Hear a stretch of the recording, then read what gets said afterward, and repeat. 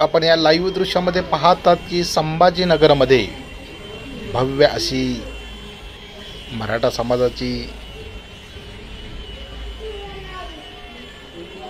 मनोज जरांगे पाटील यांची भव्य अशी शेवटची अल्टिमेटम सरकारला दिलेली ही रॅली आहे।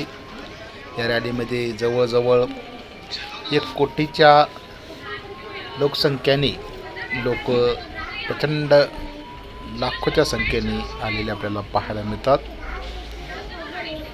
मीडियाच्या माध्यमातून याचा पूर्ण लाईव्ह दृश्य सर्व चॅनल घेत आहेत आणि ह्या दृश्यामध्ये जरांगे पाटील काही वेळापूर्वीच पत्रकार परिषदेमध्ये हे घोषित केलेलं होतं की सरकारला 288 जागेवर पराभूत करण्याचं आमचं ध्येय राहणार आहे। त्यांनी जर निर्णय घेतला नाही आरक्षणाच्या